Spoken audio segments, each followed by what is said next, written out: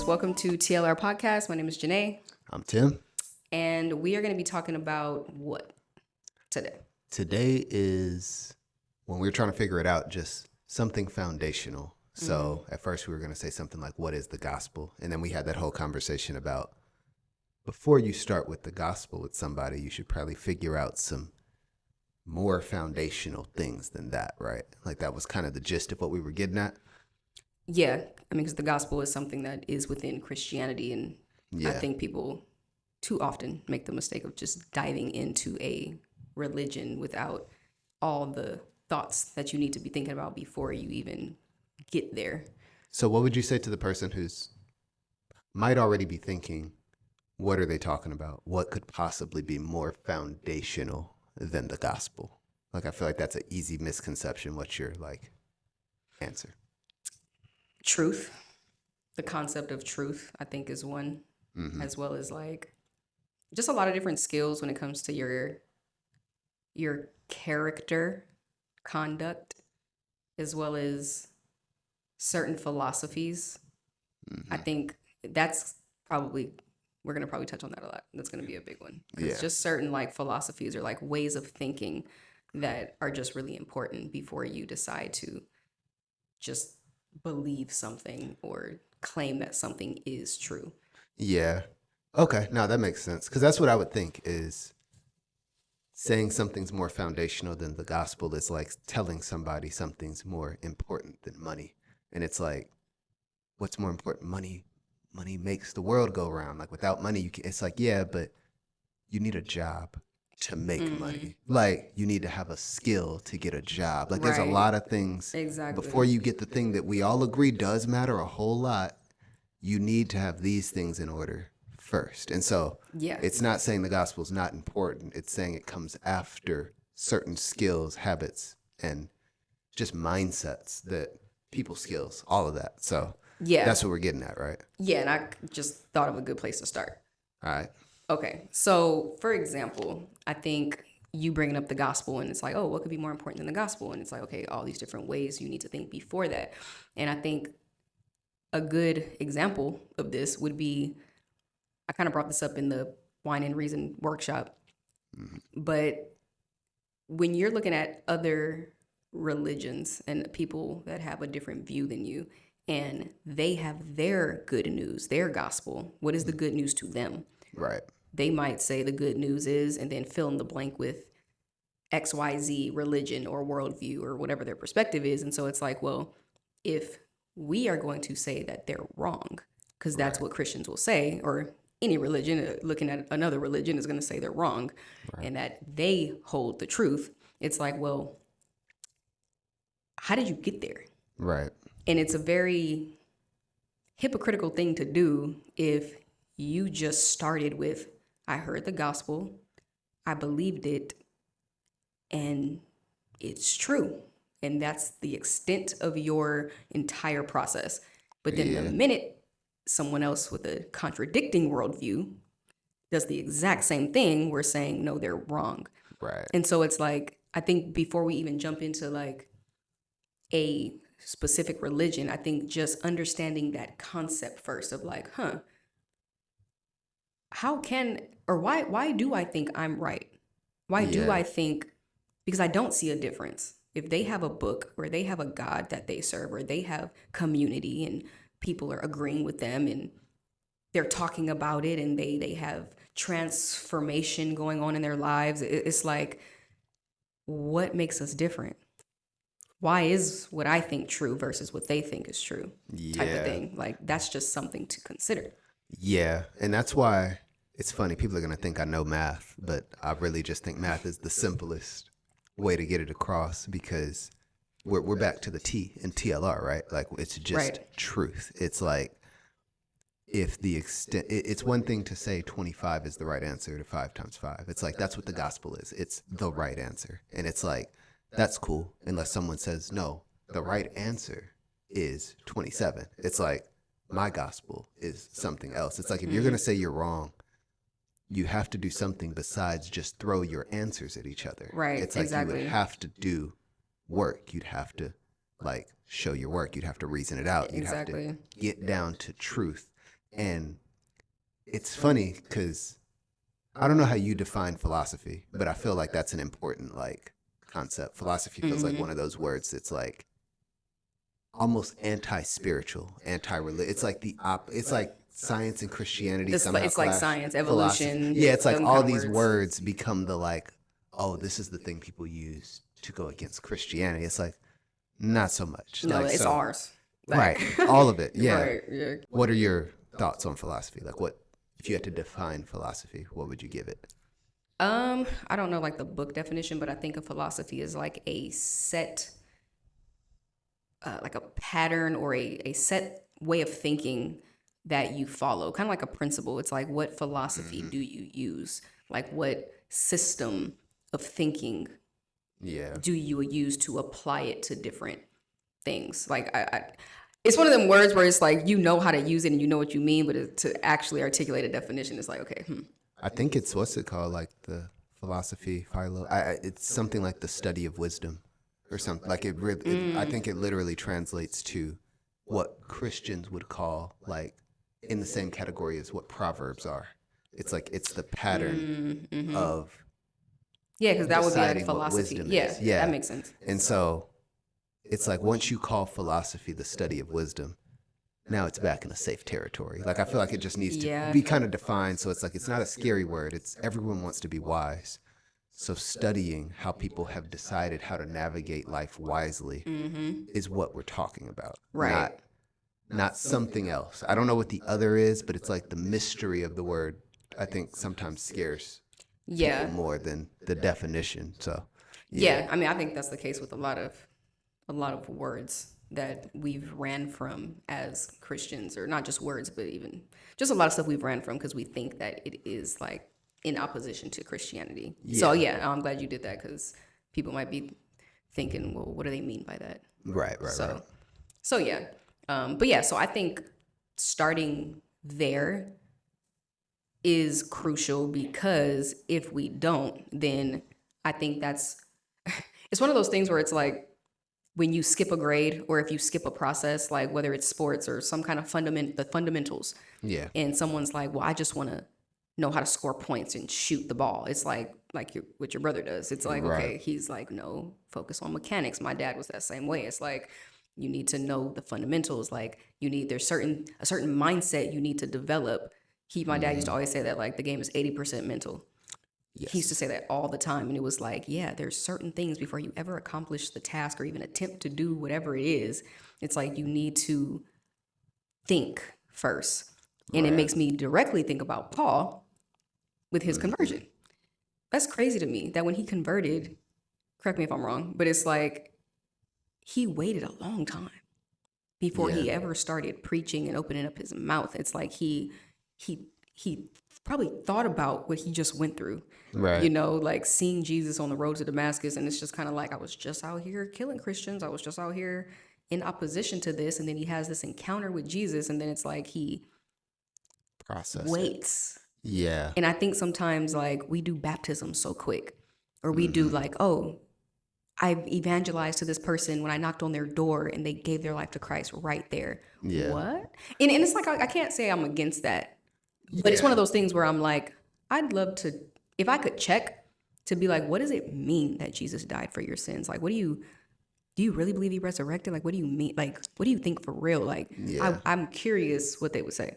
Yeah, I think unless you do that thing that Paul talked about what we're saying Paul did, which is took his time even after a crazy event like that. It's like, or Jesus saying like, listen, like consider the cost. Otherwise you're going to start building and find out you can't finish. It's like, I don't know how many people are swept up in the current versus actually, if the current wasn't going in any direction, they'd still be walking this way. You know what I mean? Because it's like at some point, it's like your family's been pushing you to get baptized. The church obviously wants you in the family. The community that you've become a part of. It's like the girl you dating is Christian. It's like all of these things are the current that are, if you're just standing still, you're going to get swept in that direction. Right. Which means if the current ever leaves, who are you really hasn't actually been tested. Like, and I think that's, Yeah, that's just important. But anyway, that seems like a little bit of off topic. We should go backwards because I feel like kind of like what we said. It's like, okay, what is the absolute bottom that you can't reason with? Because for some people, that's the Bible. It's like, they're like, hey, God is a good God. Jesus loves me. This I know because the Bible tells me so, or a more complicated version of that. And then someone says, well, I don't believe the Bible. And it's like, oh, well, if you're not going to take the word of God, then it's like, and that's actually the end of the ability to evangelize. And that limits you almost exclusively to people who already believe in Christianity. So, right, which the whole point of evangelism is to engage with people who don't think the Bible is the word of God and don't think it's true. And so if that's somebody's max, that's obviously not good. And then there's people who are like, well, if you don't believe there's a God already, then I don't know what to do. Right. So like, what's your like true bottom if someone doesn't believe and agree with you on this? Like, even you have to shrug your shoulders. What would be my bottom? I think it'd be truth, love, and reason. Interesting. No, for real, because I think that, for example, going back to someone encountering someone that doesn't believe the Bible's true or they don't think God exists, and you're saying, oh, you know, if the person cuts the conversation at that point, it's because the Bible was their bottom. There is no more to be said after that point. There's no more to be said after someone says, well, God doesn't exist. And you're like, well, if I can't start with God. And it's like, well, we think it's true that God exists. Right. So if somebody doesn't believe in God by name, it's like there's other approaches you can take. It's like, well, who is God? What is God? So now I think about trying a different approach where it's like, okay, I'm thinking about God's attributes now. Now I'm thinking about God being all powerful, being in control of everything, being all powerful and sovereign and all those things. And that means he governs this entire universe. That's going to get me now into those. It's almost like I came down a level almost to be like, okay, if you don't believe in this, who I'm talking about, when I say God, it's like, well, God is he has things about him. So I can identify those now to see, what do you guys think about these things now? Yeah. What do you guys think about God as creator? So fine, let's take the title God away. Right. I believe he did create this universe. I think that's the truth. Right. So if it's true, he created this universe, there should be evidence of that. Right. If I think it's true that the Bible is reliable, there should be evidence for that. Right. So for me, truth is the bottom. Right.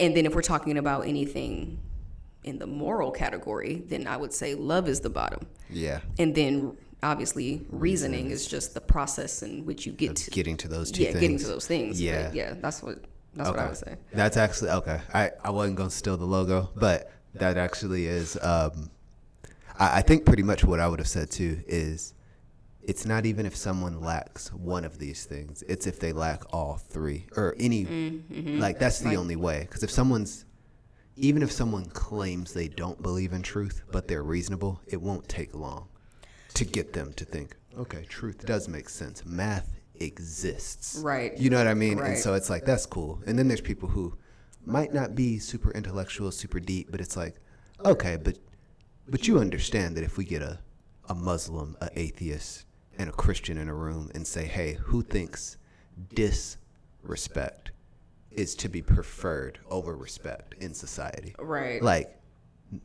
we've got different standards and somehow we'll all agree on that. And it's like, okay, so love, like there's just a moral obligation to things that you can't. And so it's like, okay, as long as you're reasonable, you actually value morality, whether you've defined it the same or not, or you actually think there's a such thing as truth, which is obviously, I think, the easiest, because then you're just talking about real stuff.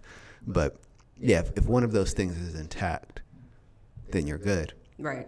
And if you have all three of those things, then you can actually handle any conversation. So yeah, I think that's definitely the bottom, is figuring out what kind of soil you're dealing with before you get in a conversation, because I think that can be the worst thing, is talking to an emotional person about numbers. It's like, right. Well, that that might be on me. Right, if exactly. I didn't realize that's what was going on. So, yeah. Yep. Not thank you. Okay. I thought about another factor that I think needs to be thought about and considered before just getting into these different topics when it comes to what we believe in, our worldview, our religious beliefs, whatever. I think, and I'm kind of stealing from my own book, but tolerance. From yourself. Yeah. Okay. Yeah, because I think a huge issue that people always say with religion, politics, worldviews, and all that, it's like people argue. It's like religion causes wars and debates and causes people to turn on each other and just argue and fight. Like, you don't want to bring up, people always say that two things you don't talk about is politics and religion. And I'm like, why not? Right. Like, I don't think that's a problem. I think it's a problem only if you don't know how to maintain your love in a conversation, or if pride gets in the way or something and you can't admit the truth when someone actually made a good point. You know, or admitting I don't know in the conversation, which is a character issue. That would be the loving thing to do if someone makes a point or they present an argument or an objection to what you think, and you don't know how to say I don't know. Maybe you didn't look into that thing yet and you don't know. Like, that's a character thing. Right. And being able to reason through something, I think, shows that you did your research and you can communicate why you're even standing so firm on what you're claiming to believe in the first place. If you can't reason with somebody else, how can you ever persuade them or get them to see what you think is true? Right. But more importantly, do you even believe it for yourself? Because if you can't articulate it, then I got questions. But I think tolerance is really important because I don't think we do that well. Yeah. And there's so many subcategories even with tolerance, like things like agreeing to disagree, but not removing love. Yeah. That is so hard for people to do. And I'm like, before you even commit, it's no different to me than joining a sports team. It's like, I had teammates over the years playing softball that were sore losers. It's like after a game, it's like, don't let us lose. Don't let them be the one that struck out at the end. Because if they did, they're in the dugout throwing a bat, throwing their helmet. They just turn into that. It's like you need to have self-control and you need to know how to lose. Right. Because you're about to play a game. Yeah. It's like same thing with Christianity or just religion or having a perspective about anything. It's like before you decide to, for one, believe something and then open up your mouth to share with others that you believe that thing, you opened your mouth. That's called communication. Right. The point of communication is for someone to receive it. Yeah. If they receive it and they disagree, they're going to either not say anything, which is fine, or they're going to say something to you and object, which is fine. But if you don't know how to handle that, so I just think that's one of those areas, and there's so much more to unpack with tolerance, but I think as far as just getting to the point, I think that's something that also needs to be considered. Yeah, no, it reminds me of the whole, like, I don't know, I feel like it was our generation that was on the whole, like, participation ribbons. Don't build character last thing. Place gets a trophy gets a too. And it's one of those things where it's like, as much as we say it, we're actually a product of it. Like, we don't know how to lose, like, in anything. And so it's like, because I don't know who said that. There's a lot of sayings that just exist that be destroying society by just sitting there. And this is like one of them. It's like, who said don't talk about politics and religion? Like, to me, that's like saying, let's make a pact not to talk about anything that matters. So what's left? No politics, no religion. Right. Let's talk about the dog. We've got sports. We've got our job. We've got the weather. And we've got everyday life. And that's why people's conversations be sounding like that. Yeah. It's for real. And also, don't talk about religion, politics, and all that. And then a huge one is like, don't talk about your personal business or family business. Right. It's like brushing stuff under the rug. Like, I hear people say that all the time. Like, I grew up in a family where, we didn't solve anything, like, or tell people our business. We don't go to therapy. Therapy's frowned upon. You don't tell people your business. What stays in the house happens in the house, or what happens in the house stays in the house. And that whole mindset is like, well, then I guess when we meet people, we're not getting into their personal lives. We're not getting into The politics, society which around is what's them. going on. Yeah, it's like Yeah. nothing. Yeah.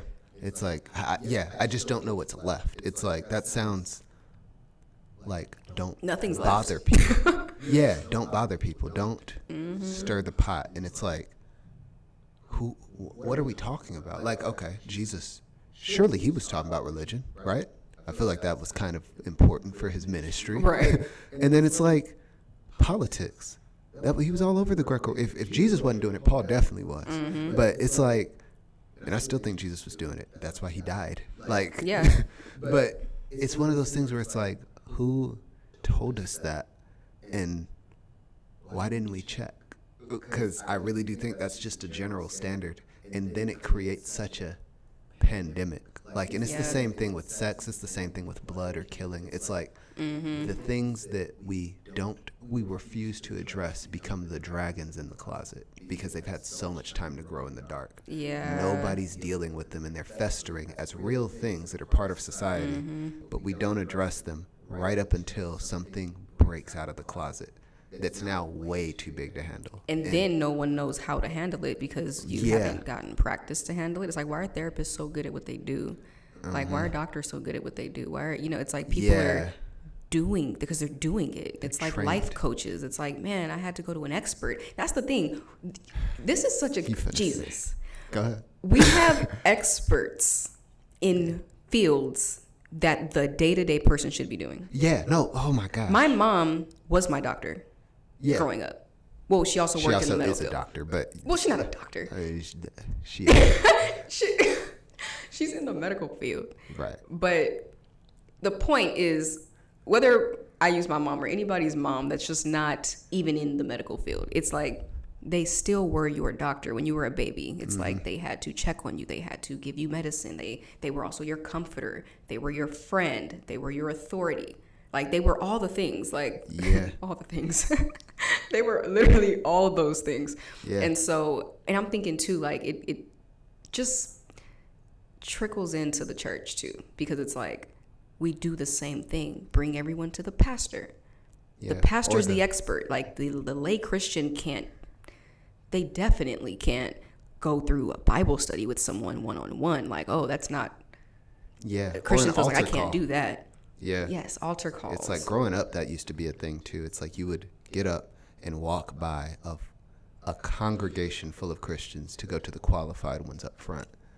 And it's like, were they not qualified? Or, because that's such a big deal. Because it's like, we have titles for things that used to be normal roles. Like, it's like, man, me and my wife have been like going to therapy to talk about our marriage, to work through our process, or we've been, and it's like, there's nothing against therapy, and obviously it has its role, but it's like, those used to be called friends.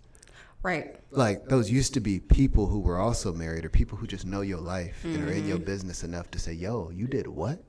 And she felt this way about it, and you think that's okay? Like, Right. that, like, But now we push that away. It's like, you don't put people in your business like that, but it's like, we'll secretively go to therapy where no one's in our business and fix our problem behind closed doors. yeah. And I mean, that's what it is too, is I don't know how much of it is the fear of trusting somebody with your business, because they're under contract. Like, I almost want a therapist to share my business because I'm gonna make a lot more money from them.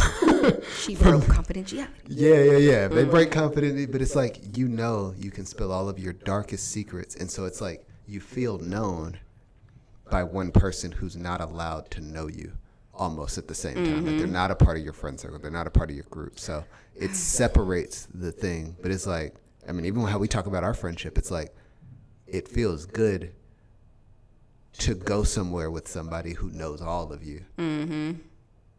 Even if they're, it's like, y'all go home, you talk about more stuff, but then we go out in public and it's like, oh, okay, like, we know how this would affect each other at different stages and different things like that. And I just, the value of friendship, that's a whole nother podcast, how we get here. Anyway, about truth, foundational, just being able to know what people are thinking and how to, it was the skills. It was having skills and being able to navigate difficult topics. Oh, the tolerance and how thing. we can't do that because we've actually X'd out everything that would cause those skills to grow. Talking about politics is tough.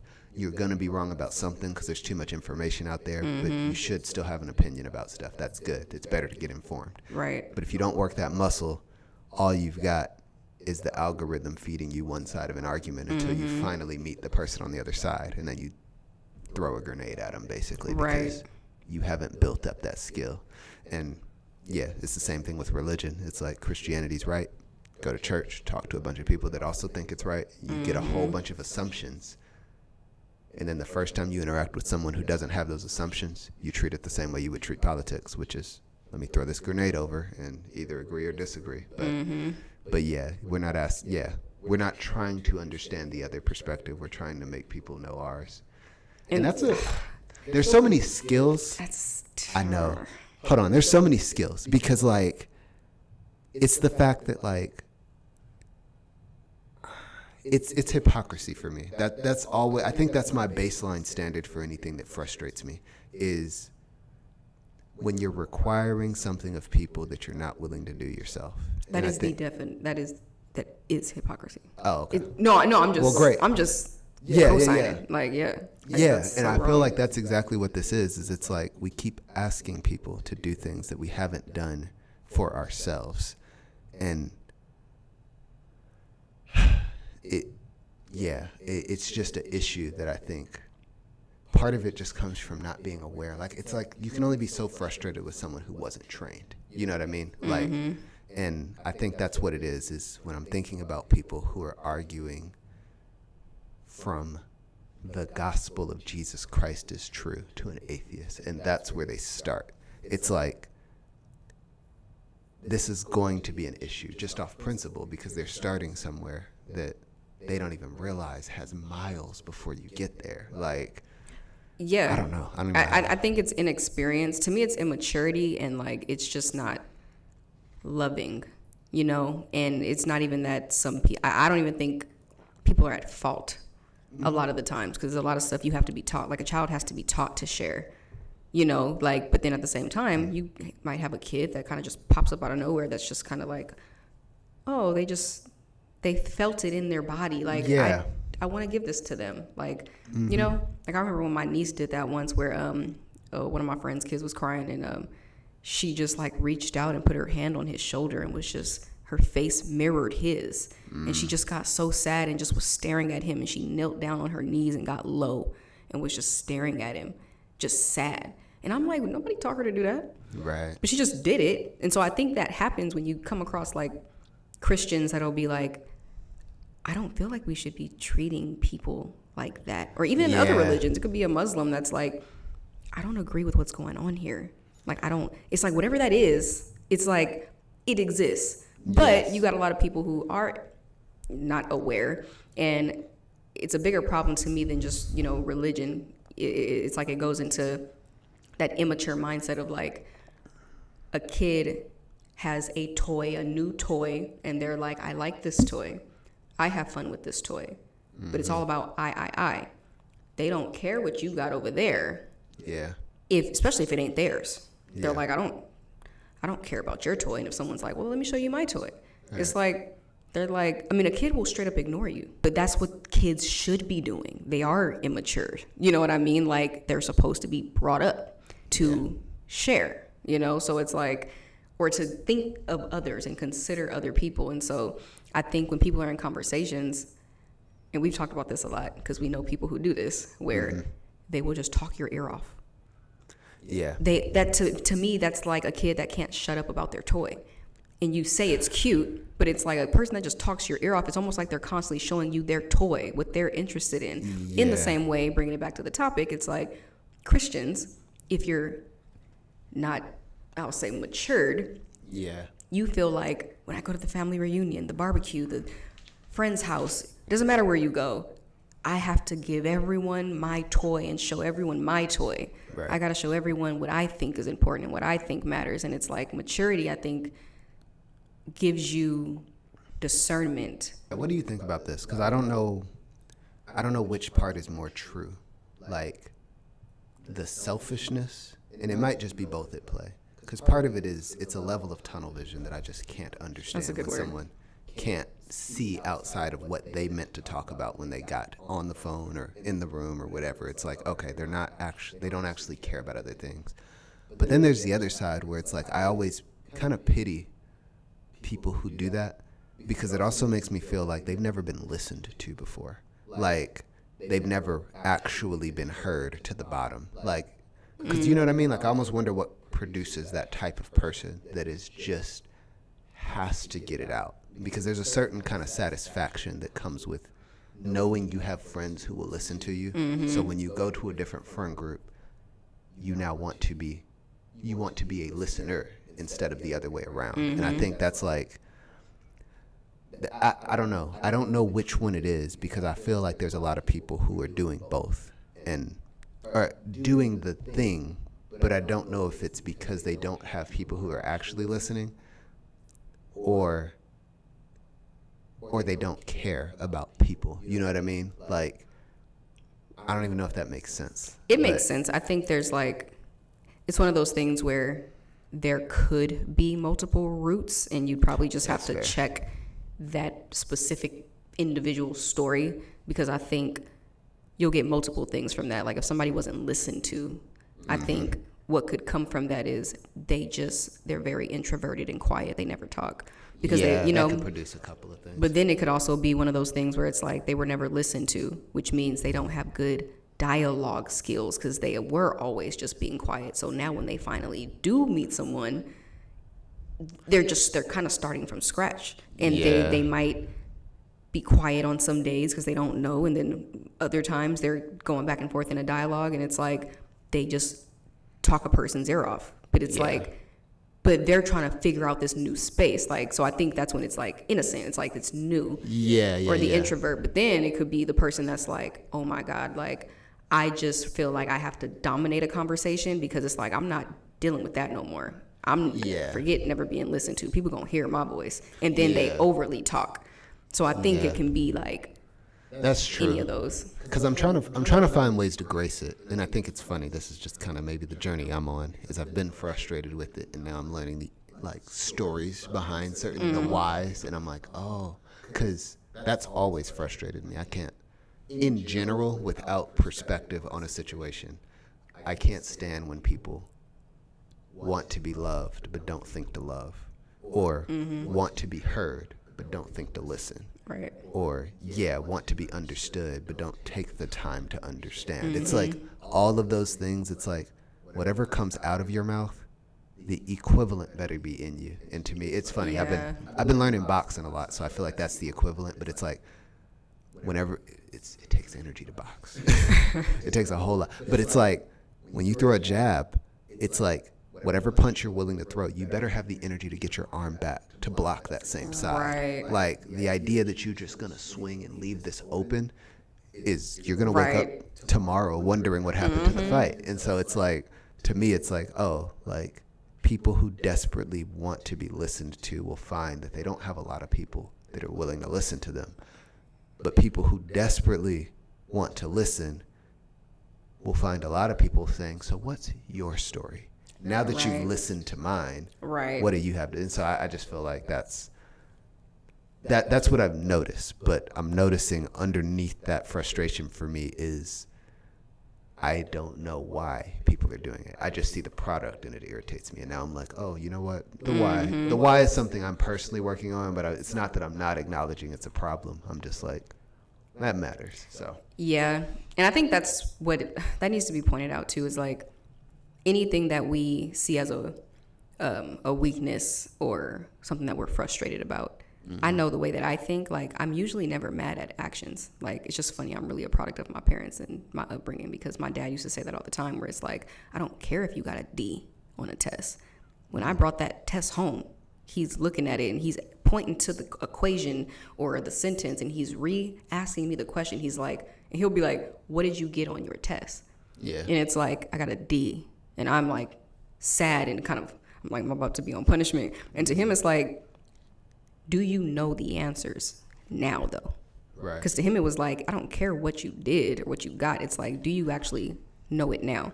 And then the minute that I would actually like make sure I knew it, even if I had to walk away for a second and come back. It's like, now he's going through it, and if I can get him all right, he's like, then you got a 10 out of 10. Yeah. Like, it was about, like, that's what it was about. Like actually having the knowledge, not the test. Yeah. Yeah, and that's just how I feel with, like, I never get mad at a person, even though it can come off that way. Like, you're going to be frustrated with a person because they are doing the thing that you're irritated with. But when I really sit with something, it's always like, how did they become that person? Yeah. Where did they develop that at? You know, and it's like, I can grace that thing. The issue I have is when you actually point it out and you're willing to go on the journey with the person, or, you know, go through the process. But if they're like, they don't want to. Yeah. Because then it's just like, well, dang, well, now I'm going to have to keep dealing with the thing that's actually causing conflict between us because you're not willing to make an adjustment. Yeah. It's like, I'm not judging you, but Yeah. that is a bad habit if you keep cutting me off when I talk, or if you never want to hear my story, but you want me to, like you said, like, you want me to listen to you for 3 hours, but the minute I start talking, you getting burnt out after 5 minutes. Right. It's like, we need to fix that. Yeah. You know, but it's not like like, that's not who the person is. They just don't have that skill. Yeah, that's true. In simpler terms, it feels like an athlete that's out of shape. It's like, I don't really care why you're out of shape. There's plenty of good reasons to be out of shape. The problem is when I say, because you are, we're going to do extra work to get you in shape for the season. And it's like, I don't really want to. Yeah. I don't feel like it. But I do still want to start. Don't take me out of the starting position, coach. But I don't feel like doing that extra work to correct what we both agree is not a good thing. And it's like, yeah, that's when it does become some form of character or some form of issue. Yeah, so, like, that makes it just worse. But relating all this back to the point, it's that's just how it is with Christianity a lot of the times. Like, you know, I would speak for other religions, but we're not in those other religions. So it's just like our experience as a Christian within the church and the habits that we see. It's like, yeah, a lot of Christians will take time to evangelize somebody. They'll sit there and, you know, if a person's interested, they will invest the time. But if somebody was to say, well, can we sit here and can I break down, like, why I've been looking into Buddhism and why I think that's true. Yeah. I don't like that. Just creating that scenario, I can't even. It's not that I can't see a Christian doing it, but I feel like. Yeah, I feel like everyone knows the ratio. Yeah, it's like everyone, if they said, "No, I know a guy," that's what you had to say.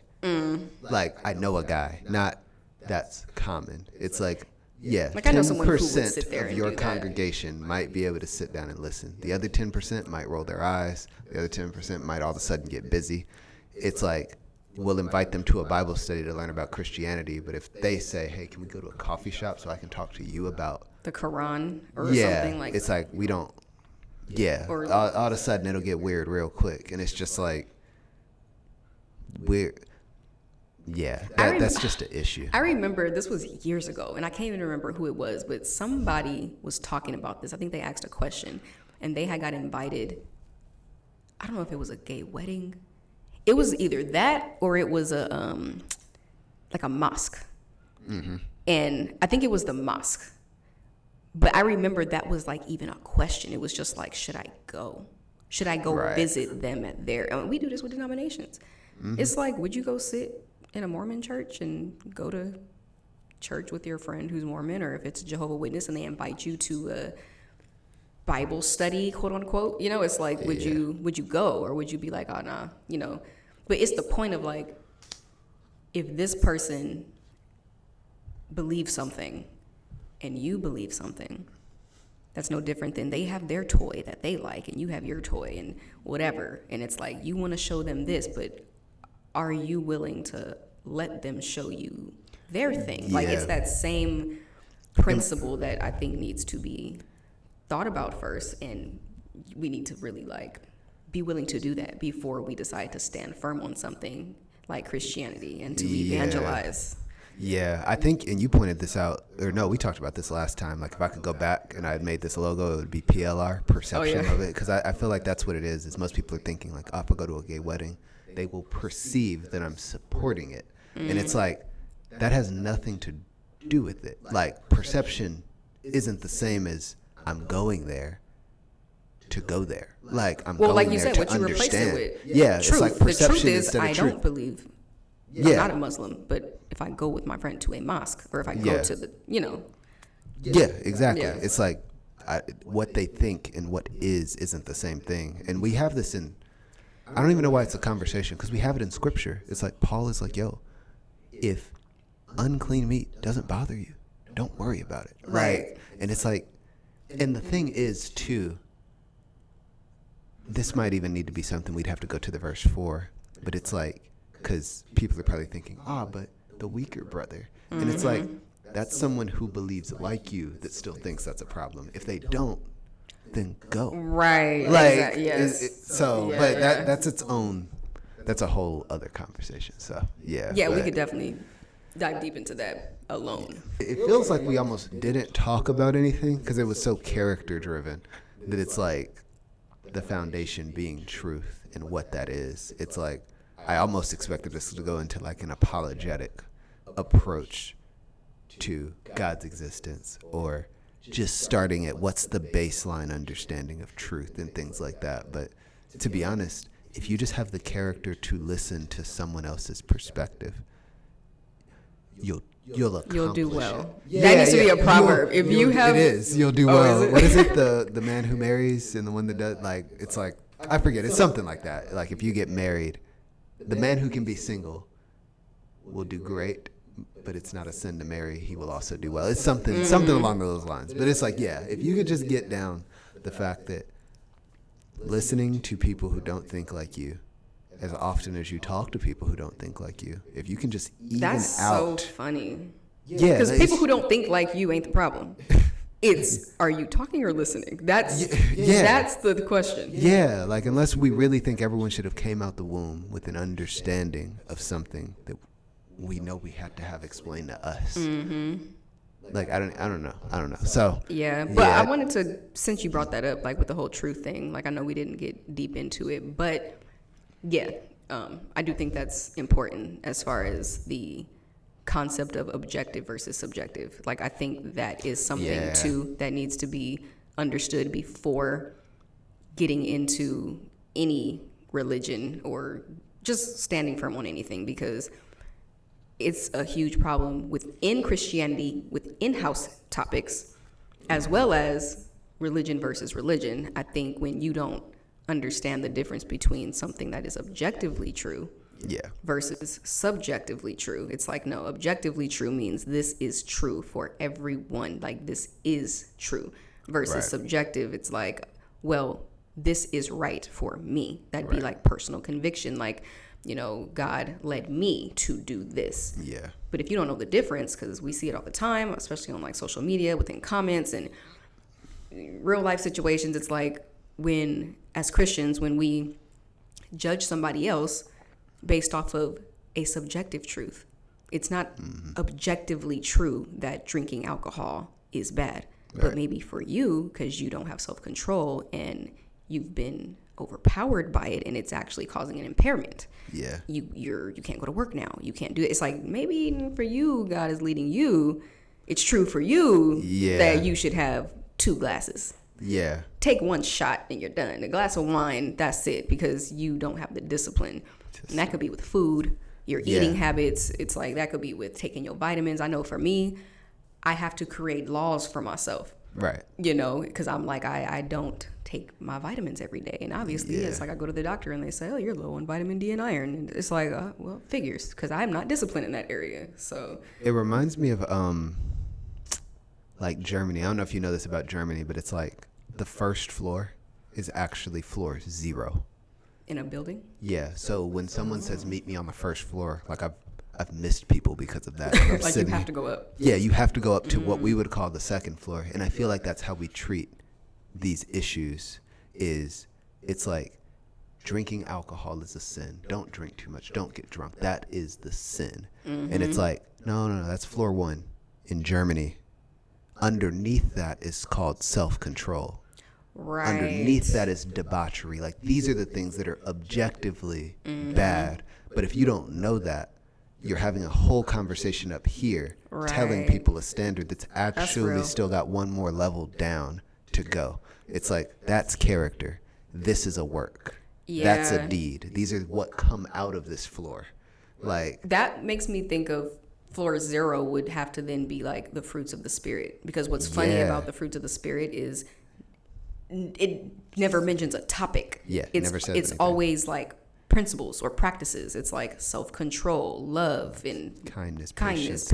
Yeah, because it's like you can be impatient with a variety of things. You could be impatient with someone creating business plans for you, or impatient because someone was a minute late to the meeting and you blow up because you're impatient. You can be impatient with someone trying to set the table and you're just like, hurry up. It's like that spreads across the board, and then patience spreads across the board. Self-control, whether you're talking about alcohol or fast food, it's like, or pornography. It's like, it doesn't matter. It's like you discipline underneath is it. Floor 0. Yeah, no, it has to be. And I think that's one of those things where you just have to figure out, we got to know what we're talking about.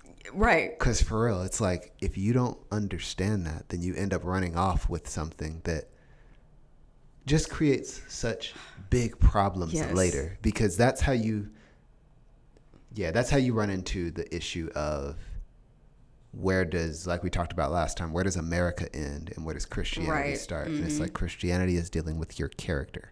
Like, and this displays itself in multiple different ways through multiple different cultures. And so, I mean, it goes back to the, which you always, that analogy you use all the time with like respect and honor and all those things. Right. Because it's like respect, no different than the fruits of the spirit. Yeah. It's like respect would be on floor 0. Yeah. That would be, it's objectively true that everyone wants respect. No one on the planet. Is like, no, what we do here in our country is disrespect. Is what and then not just with people being disrespected, because they don't want it either, but even who's leading this place? Who's in charge? Yeah. Do they want to be disrespected? No. Yeah. Nobody wants that. Nobody says, can you be impatient with me? Can we work on impatience? Yeah. Can we build up that character quality? Yeah. Yeah, like no one is confused and think that's right, even if, like you say, like it might look different from place to place. Like respect is going to be something that we all want, but I thought of this example as like me respecting my mom might look completely different than what it means for me to respect you or my friend when it comes to the actual things that I do. Yeah. So when people say like, oh, I don't want to say like the B word or, you know, whatever in front of my grandma out of respect for her. Right. But if you were to be like, well, that means not saying the B word is respectful. Yeah. So then I'm going to take that to anyone else on the planet. Yeah. And it's like, no, she's uncomfortable with that word. Yeah. So it would be respectful to not use that with her. Right. You're maintaining respect here. Over with this person, the respectful thing to do might be taking your shoes off in your friend's house because she likes her carpet to be white. Right.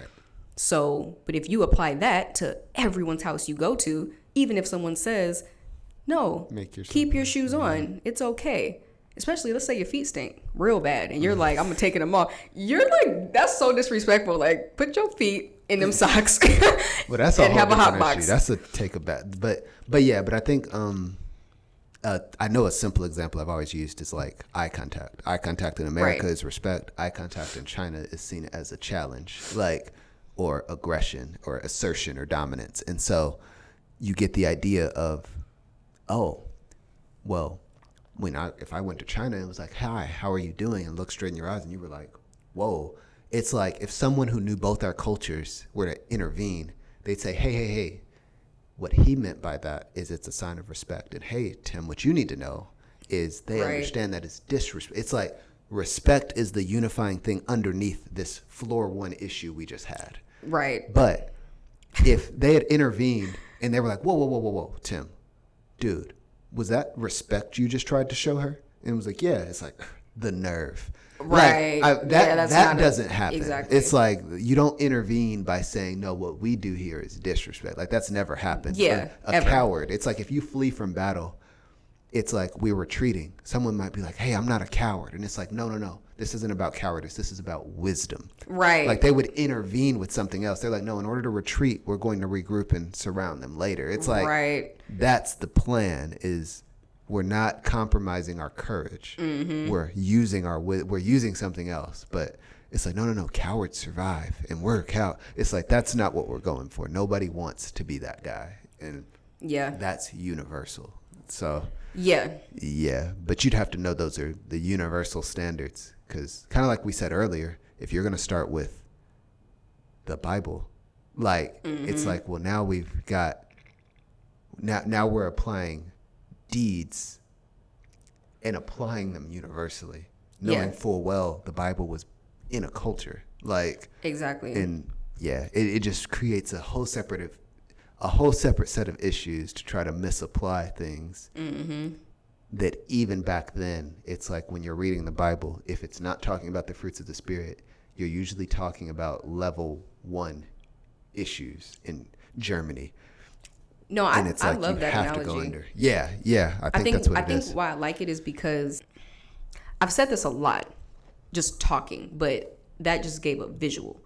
But it's one of those things where it's like, when I'm always saying, or what we're always saying, with sins are not the manifestations, they're the fruits of the Spirit, or a lack of the fruit of the Spirit. Yeah. But it's like drinking alcohol or whatever it is that you're talking about. It's like, where's the root of this though? Yeah, and that whole thing about like love versus unlove, and everything should be able to be found within one of those categories. Yeah. And so when I just think about love and I think about like patience, and it's like, what are all those things that if we put those words on the floor 0, it's like, put patience here, put love here, put self-control here, put kindness here. It's like, now what's your level? Yeah. Like what is level 1 in both? Like divide the room in half and be like unloving versus loving, or even like respect, disrespect. This is so real. Self-control or discipline, lack of discipline. This. It's like you can keep stacking, and the floors could be categories. It's like, let's talk about food. Yeah. Floor 1 is food. Right. How could you show love with food? How could you show respect with food? How could you show self-control with food? Right. Now let's talk about sex. Yeah. Disrespect with sex. Now you're going to get rape. Now you're going to get all those things. It's like level 3 could be a whole nother topic. Right. Going to school. Well, what are respectful things you can do when you go to school? What are disrespectful things going to somebody's house? I mean, it doesn't matter the topic. Yeah. And I don't think there's ever going to be a time where someone thinks of a scenario that level 0 did not cover. Yeah. No, I think that's what we have to not revisit. We need to create that. Yeah, that might be another sketch I have to do for my whole thing. Yeah. Subscribe. No, but like seriously, the idea of, because this is exactly what Jesus is talking about. And it was so interesting to read the Gospels again through that lens of Jesus is always talking about level 0. Always.